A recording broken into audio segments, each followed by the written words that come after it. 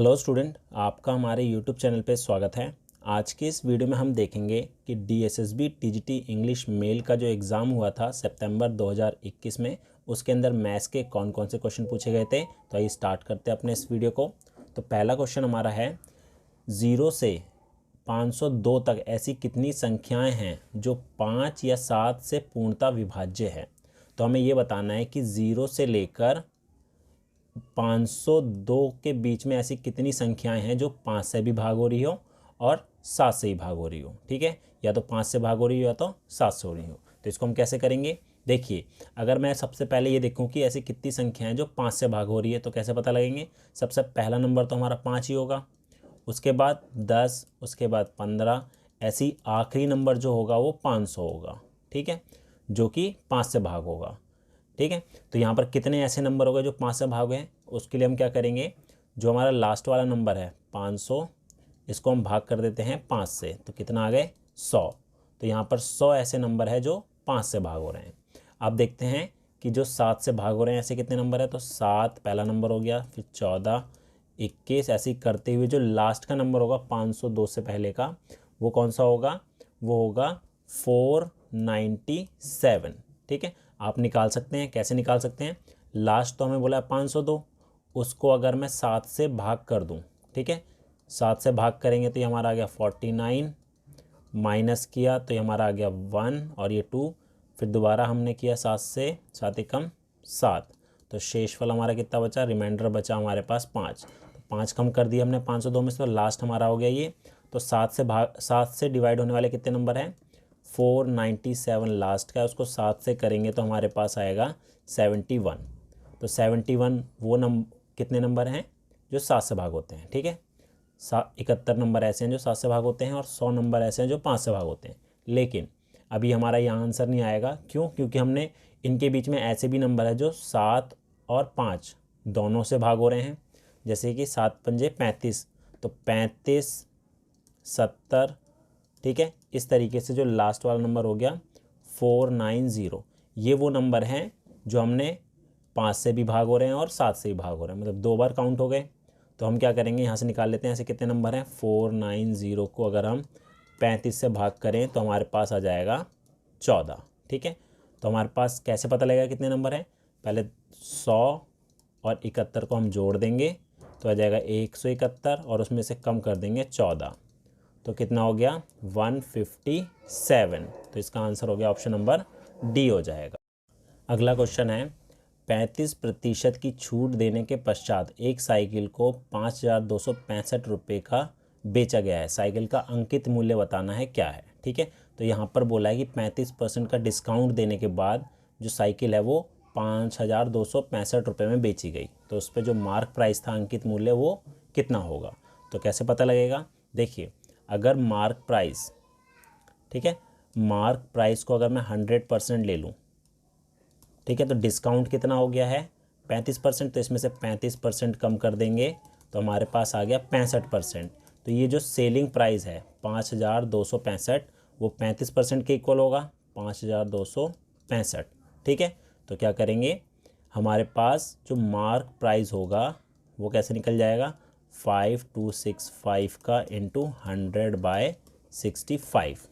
ठीक है, तो इसको अगर मैं सॉल्व कर लूँ तो मेरे पास जो आएगा वो आएगा 81,000। तो ये इसका करेक्ट आंसर हो जाएगा। अगला क्वेश्चन देखते हैं। अगला है, एक निश्चित राशि पर 3 वर्षों के लिए 1782 रुपये का साधारण ब्याज प्राप्त होता है। समान राशि पर समान ब्याज की दर से 10 वर्षों के लिए साधारण ब्याज कितना होगा। तो जो साधारण ब्याज है उसका जो फॉर्मूला होता है सिंपल इंटरेस्ट का, वो होता है principal into rate into time बटे में 100। ठीक है, अब यहाँ पर बोला एक निश्चित राशि पर, राशि तो हमें नहीं पता तो उसको हमने पी ही रखा है, और रेट ऑफ इंटरेस्ट भी नहीं पता तो आर का आर, और टाइम बोला है 3 वर्षों में 1782 हो जाता है। ठीक है, तो P into R into 3 upon में 100, ये हो जाता है 1782। ठीक है, ये हो जाता है। अब आगे बोला है समान राशि पर समान दर, मतलब प्रिंसिपल भी सेम है और रेट भी सेम है, लेकिन टाइम जो है वो 10 वर्ष हो जाता है। ठीक है। तो साधारण ब्याज बताना है कितना होगा। तो यहाँ से अगर मैं P अपॉन में R, P इंटू R की वैल्यू निकालूं तो ये 1782 इंटू 100 ऊपर आ जाएगा और 3 नीचे आ जाएगा, तो इसको कैंसिल कर देंगे तो हमारे पास आएगा ये 594, तो ये आ जाएगा हमारा 59400। P इंटू आर हमारा इतना हो गया। तो हमारे पास बोला प्रिंसिपल सेम है, रेट भी सेम है, टाइम जो है 10 वर्ष हो गया है, अपॉन में 100 इक्वल टू बताना है सिंपल इंटरेस्ट क्या होगा। तो P इंटू आर की वैल्यू हम लिख देंगे 59400 इंटू 10 अपॉन में 100, इसको कैंसिल करा तो हमारा आ गया 5940 रुपये, 5940 रुपये होगा उसका ब्याज। अगला क्वेश्चन देखते हैं। अगला है PQR को 8400 रुपये प्राप्त हुए हैं तथा वे इस आपस में 8, 7 और 6 के अनुपात में बांटते हैं। तो यहाँ पर जो है P, Q और R है, ठीक है। इनमें किस रेशो में बढ़ता है अमाउंट, 8, 7 और 6 के अनुपात में, ठीक है। तो P को कितना मिलेगा, 8400 का 8/21, तो इसको काटा तो ये हमारा आ गया 21 को 4 इससे काटा तो 400 आ गया, तो ये हो जाएगा 4 8 32, 3200 3200। ऐसे इसको करेंगे तो 4 गुना 7, 7 चौक 28, 2800 इसको मिलेंगे और 6 चौक 24, 2400 इसको मिलेंगे, ठीक है। तो P को 3200 मिलेंगे, Q को 2800 और R को 2400 मिलेंगे, ठीक है। अब हमें बोला गया है कि जो PQR है इनका बचत का अनुपात, बचत का जो अनुपात है PQR का वो है 4:3:5 का, और Q की जो बचत है वो 900 रुपये है। तो Q की बचत जो है 900 है, अगर मैं इसकी बचत को 4x मानूँ, इसको 3x मानूँ, इसको 5x मानूँ, तो 3x जो है इक्वल टू 900 हो जाएगा। तो x की वैल्यू हमारे पास 300 आ गई, ठीक है। अब x 300 है तो हम ये निकाल सकते हैं कि P की बचत कितनी है, Q की बचत कितनी है और R की बचत कितनी है, ठीक है। तो PQR, P की बचत हो जाएगी हमारे पास 4 को 300 से गुना करा तो 1200 रुपये, और Q को 900, ये तो दे ही रखा है, R की हो जाएगी 1500, ठीक है। ये बचत हो गई है और उनके पास कितने रुपए प्राप्त हुए वो भी है। पूछा क्या है, उनके व्यय का अनुपात पूछा है, खर्चे का अनुपात। तो व्यय कैसे निकलेगा, टोटल जो इनकी इनकम थी उसमें से हम बचत को कम घटा देते हैं। तो P का जो है, P का, Q का और R का, तो 3200 में से 1200 घटा दिए, 3200 में से 1200 घटाए तो ये बचा इसके पास 2000, ठीक है।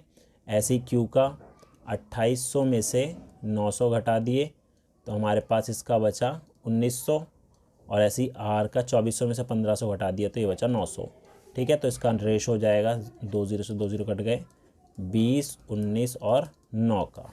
ऑप्शन नंबर 20 का करेक्ट आंसर होगा।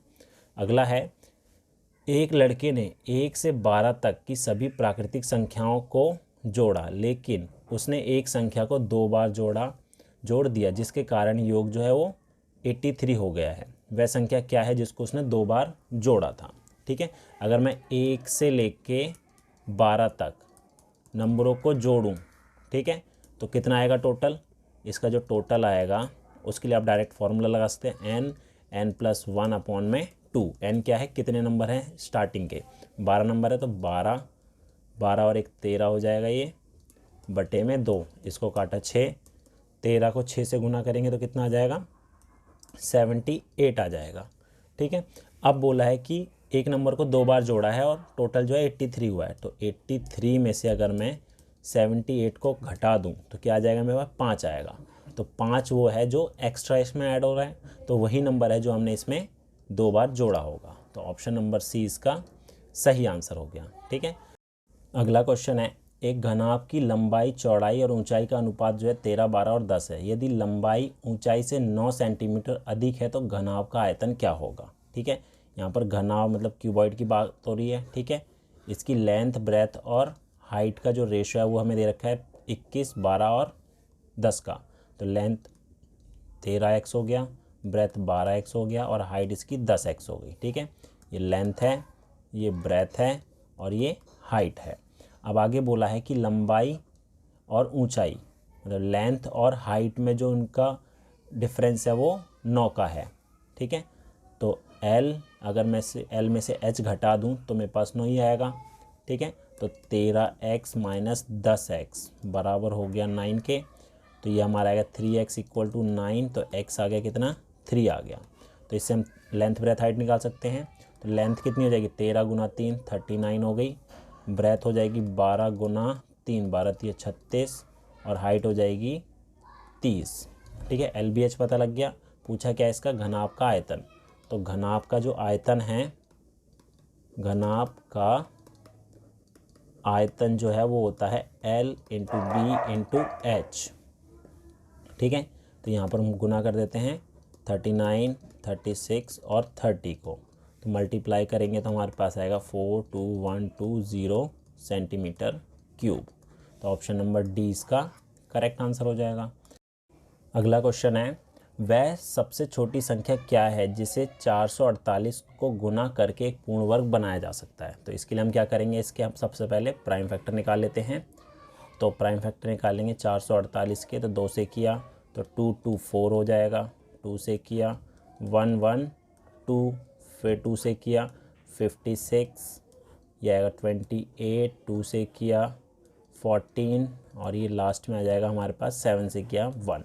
ठीक है, तो पूर्ण वर्ग के लिए हम क्या करेंगे, 2 2 का पेयर बनाते हैं। एक पेयर बन रहा है, 2 पेयर और 3 पेयर। किसका पेयर नहीं बन रहा है, 7 का नहीं बन रहा है, तो हम किससे गुना करेंगे पूरा पेयर बनाने के लिए, 7 से। तो इसका करेक्ट आंसर हो जाएगा ऑप्शन नंबर सी। अगला क्वेश्चन है हमारे पास, नेक्स्ट है, M अकेले एक कार्य को 48 दिन में पूरा कर सकता है तथा N अकेले उसी कार्य को M द्वारा किए गए कार्य के आधे समय में पूरा कर सकता है। तो M जो है किसी कार्य को कर सकता है 48 दिन में, ठीक है, और N जो है वो कर सकता है इससे आधे दिनों में, मतलब 24 डेज में। ठीक है, तो इनका एक दिन का काम अगर निकालें तो 1/48 हो जाएगा एक दिन का काम, और N का हो जाएगा 1/24। पूछा क्या है, साथ मिलकर कार्य करते हुए वे एक दिन में उसी कार्य का कितना भाग पूरा कर सकते हैं। तो दोनों साथ मिलकर करेंगे तो दोनों को जोड़ देते हैं, 1/48 और 1/24। तो नीचे तो 48 आएगा, 1 और ये 2, 3/48 हो गया, 1 और 6, तो 1/16 भाग जो है वो कर सकते हैं।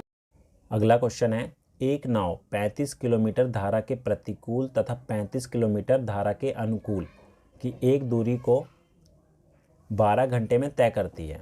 ठीक है, तो सबसे पहले आपको ये पता होना चाहिए धारा के प्रतिकूल क्या होता है और धारा के अनुकूल गति क्या होती है।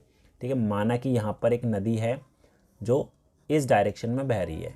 ठीक है, तो जो नाव है हमारी अगर उसी डायरेक्शन में बहती है जहाँ पर पानी जा रहा है तो ये हो जाएगा धारा के अनुकूल।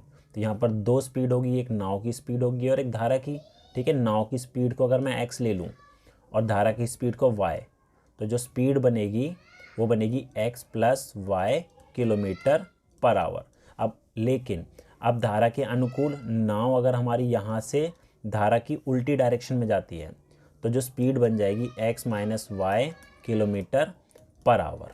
ठीक है, अब दोनों केस में डिस्टेंस तो सेम है और बोला है टाइम लग रहा है हमें 12 घंटे, तो डिस्टेंस अपॉन में स्पीड हमारा टाइम होता है। तो डिस्टेंस हो गया हमारा 35, स्पीड हमारी हो जाएगी x + y। ठीक है, अगर हम अनुकूल बता रहे हैं, प्लस 35 बटे में x - y, और टोटल टाइम लग रहा है 12। ठीक है, और अगले केस में बोला यही नाव 14 किलोमीटर की धारा के अनुकूल, 14 किलोमीटर धारा के अनुकूल और 15 किलोमीटर धारा के प्रतिकूल 300 मिनट लेती है। तो प्लस 15 बटे x - y, 300 मिनट जो है वो होता है हमारा 5 घंटे के बराबर। तो यहाँ 5 लिख दिया। तो इसको हम कैसे करेंगे, अब दोनों के बटे में x + y और x - y है, तो इसको मैंने a और b ले लिया। ठीक है, x + y को मैंने a ले लिया, 1 में x + y को a ले लिया और 1 में x - y को b ले लिया। तो यहाँ से मेरे पास इक्वेशन बन जाएगी पहली 35a 35b बटे में 12 और 14a और 15b बटे में 5। अब इन दोनों को सबसे पहले हम सॉल्व कर लेते हैं। तो उसके लिए हम क्या करेंगे, ए और बी में से किसी भी एक को सेम बना लेते हैं। तो हम क्या करते हैं, ए वाले को सेम बनाएंगे। तो 35 और 14 का अगर एलसीएम लूँ तो 70 आएगा, 70 आएगा, ठीक है। तो 70 बनाने के लिए पहले को हमें 2 से गुना करना पड़ेगा और दूसरे वाले को 5 से। तो हमारे पास इक्वेशन जो बनकर आएगी 70A जमा 70B बराबर में 24। और ऐसे इसको 5 से करेंगे तो 70A और ये 75B और ये 25। तो माइनस किया तो ये आ जाएगा हमारे पास -5B इक्वल टू -1। तो B की वैल्यू तो आ गई हमारे पास 1/2। ऐसे ही इसको हम पहली या दूसरी में पुट करेंगे तो हमारे पास A की वैल्यू आ जाएगी 1/7। अब इन दोनों वैल्यू को A और B को हम जो हमने माना था उसमें पुट कर देते हैं।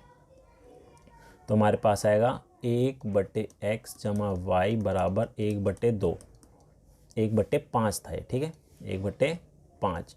तो x प्लस वाई बराबर 5 आ गया। ऐसे ही x माइनस वाई बराबर 7 आएगा। अब इन दोनों को सॉल्व करेंगे तो हमारे पास x की वैल्यू आ जाएगी 6 और y की वैल्यू आ जाएगी 1। तो 6 हमारा क्या है, नाव की स्पीड हुई 6 किलोमीटर प्रति घंटा। अगला क्वेश्चन है, एक आयताकार प्लॉट की लंबाई 20% से बढ़ाया गया है, उसकी चौड़ाई को कितना प्रतिशत से कम किया जाए कि इसका क्षेत्रफल समान रहे। तो इसके लिए हमारे पास शॉर्टकट ट्रिक है। तो उसके लिए क्या, देखो यहाँ पर बोला 20% बढ़ाया गया, तो 20/100 + 20 × 100, ठीक है। अगर यहाँ घटाया जाता तो नीचे हम क्या करते, इसको माइनस कर देते, लेकिन यहाँ बढ़ाया गया है तो हमने प्लस करा है। तो ये हो जाएगा 20/120 गुना 100, ये 1/6 3 25 और इसको करेंगे तो 16.66%, ठीक है। तो इतना प्रतिशत हम चौड़ाई में कम करेंगे ताकि जो उसका क्षेत्रफल है सेम रहे। अगला है, रोहित को अपना पेन 3648 रुपये का बेचने पर 20% की हानि हुई, 20% की उसे हानि हुई। यदि वह इसे 4800 रुपये का बेचता है तो लाभ प्रतिशत क्या होगा। तो सबसे पहले हमें यहाँ पर सेलिंग प्राइस दे रखा है 3648 और जो है लॉस दे रखा है वो दे रखा है 20%, ठीक है। तो उसकी जो कॉस्ट प्राइस है उसको अगर मैं x मान लूँ, ठीक है, तो ये जो है 3648 ये कितने प्रतिशत के बराबर हो गया, अमाउंट 80% के बराबर हो गया, ठीक है। तो x का 80% बराबर है 3648 के। इसको सॉल्व करेंगे तो x का मान आ जाएगा 3648 × 100/80। इसको कैंसिल करेंगे तो हमारे पास आ जाएगा ये टोटल 4560, 4560 आ गया। ये हमारा उस पेन का कॉस्ट प्राइस हो गया, ठीक है। अब बोला है अगर वो उसको 4800 में बेचता है, कॉस्ट प्राइस अगर उसकी है 4560 और अगर सेलिंग प्राइस हो जाती है 4800 तो उसे प्रॉफिट कितना होता है, माइनस कर लेते हैं। तो माइनस करेंगे तो उसको प्रॉफिट हो रहा है 240 का, 240 का। तो ये कितना प्रतिशत है, 240 बटे में कॉस्ट प्राइस × 100। तो इसको सॉल्व करेंगे तो आएगा 5.26% अप्रॉक्स, ऑप्शन नंबर बी। अगला है, एक परीक्षा में रमन ने 20% अंक प्राप्त किए, वह 120 अंकों से अनुत्तीर्ण हो गया। यदि वह 25% अंक प्राप्त करता है तो वह 100 अंकों से अनुत्तीर्ण हो जाता है। परीक्षा के अधिकतम अंक क्या हैं।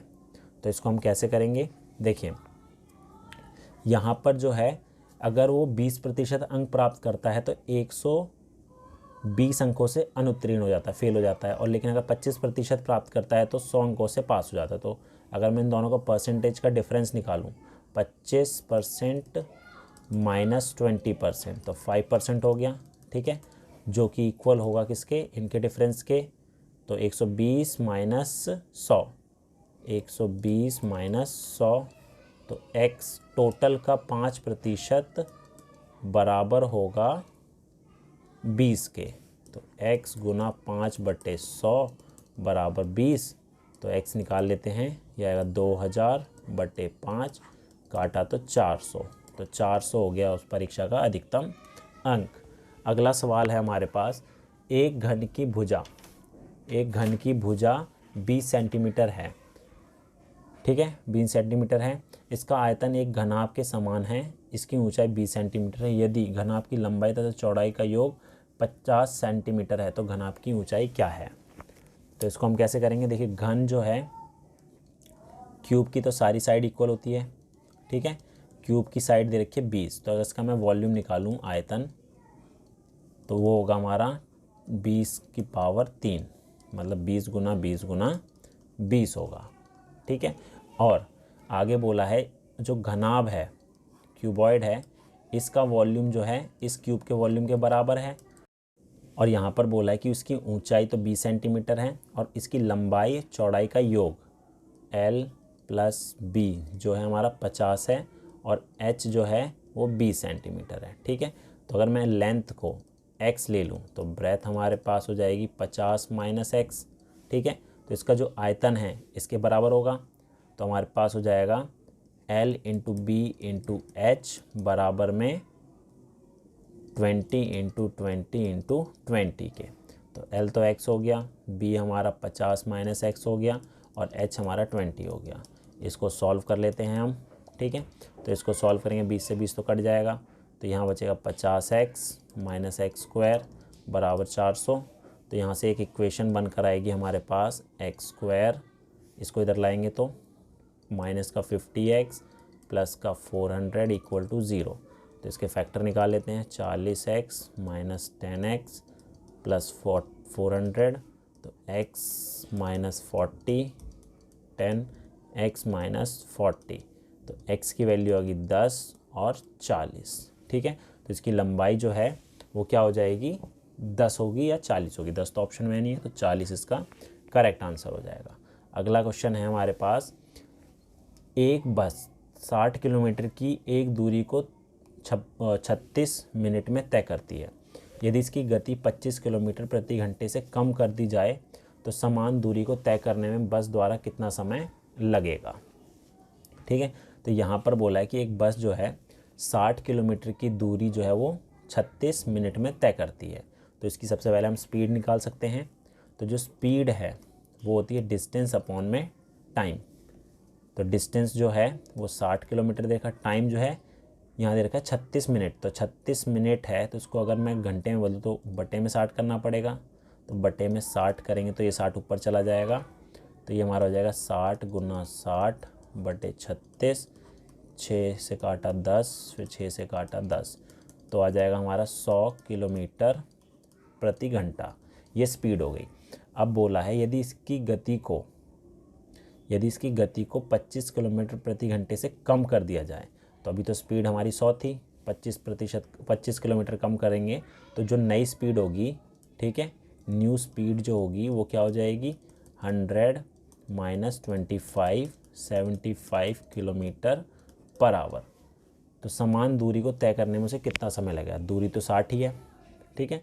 तो जो टाइम निकलेगा वो डिस्टेंस हमारा 60 ही रहेगा, स्पीड 75, इसको काट देते हैं, ये 12 15 5 4, तो 4 बटे 5 घंटे। तो इसको अगर सेकंड मिनट में चेंज करें तो इंटू 60 कर देते हैं, 12 चौक 48 मिनट, 48 मिनट का उसे समय लगेगा।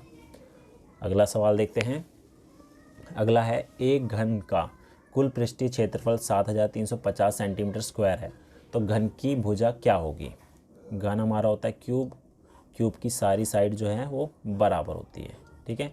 हमें इसका टोटल सरफेस एरिया दे रखा है जो होता है 6a स्क्वायर, तो जो होगा 7350, तो a स्क्वायर आएगा 7350 अपॉन में 6 के कैंसिल करेंगे अगर इसे हम, तो ये हमारा आएगा 1225, a आ जाएगा अंडर रूट 1225, ये होता है हमारा किसका 35 का, ठीक है। तो इसकी भुजा हो जाएगी 35 सेंटीमीटर। तो ये थे क्वेश्चन हमारे टीजीटी इंग्लिश मेल के, जो कि 2021 के एग्ज़ाम में पूछे गए थे। उम्मीद है आपको हमारा वीडियो पसंद आया होगा। Thank you.